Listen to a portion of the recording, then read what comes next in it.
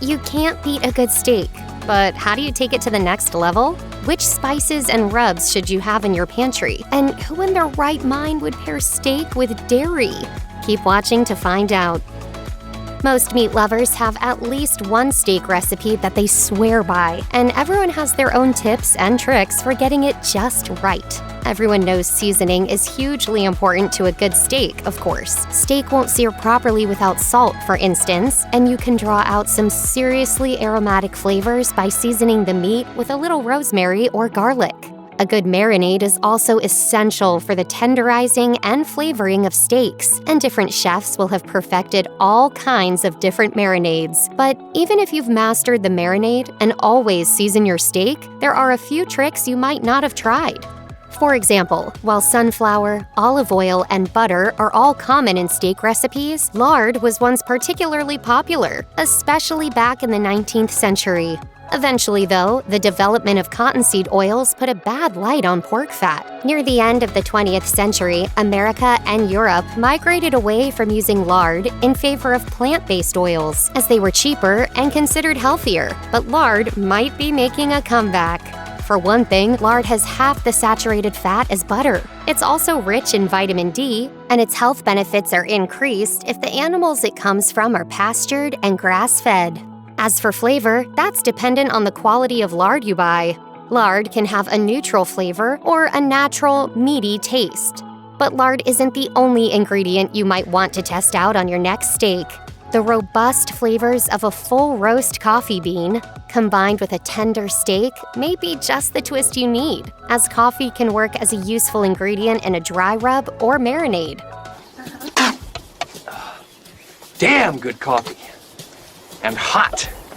For the dry rub, you only need to add whole coffee beans and peppercorns to a pepper grinder. After patting steaks dry with a kitchen towel and salting them liberally, apply the pepper-coffee mixture with a heavy hand. The other way of making a coffee rub for your steak is with garlic, thyme, and molasses. In addition to the salt, pepper, and coffee, with balsamic vinegar and Dijon mustard for the liquid component. This combination works great as a marinade too, as the coffee helps to tenderize the meat.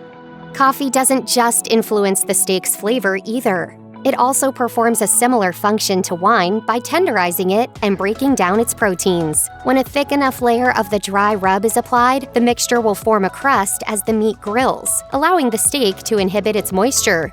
And if you're feeling really brave, you could always introduce some dairy to your steak recipe. How about your favorite food? What would that be? Oh, milk steak. What? Milk steak. I'm not putting milk Just steak. put steak.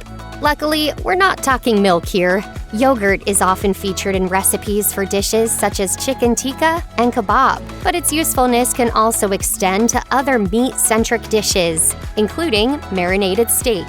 When it comes to marinating meat, home cooks tend to walk a fine line. If you add too much of an ingredient or leave the meat in the sauce for too long, it can toughen, especially when vinegar and citrus fruits are involved. Yogurt, however, has a different effect. Marinating your meat in yogurt will tenderize it, meaning you won't have to worry about it becoming tough.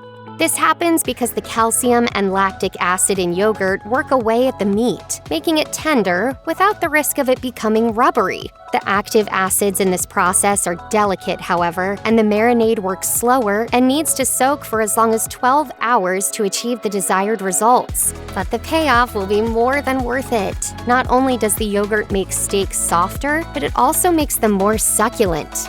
So if you don't have any lard on hand, or you just want to try out a new sauce recipe for your steak, then yogurt could be the one ingredient you never knew you needed. Check out one of our newest videos right here. Plus, even more mashed videos about your favorite foods are coming soon. Subscribe to our YouTube channel and hit the bell so you don't miss a single one.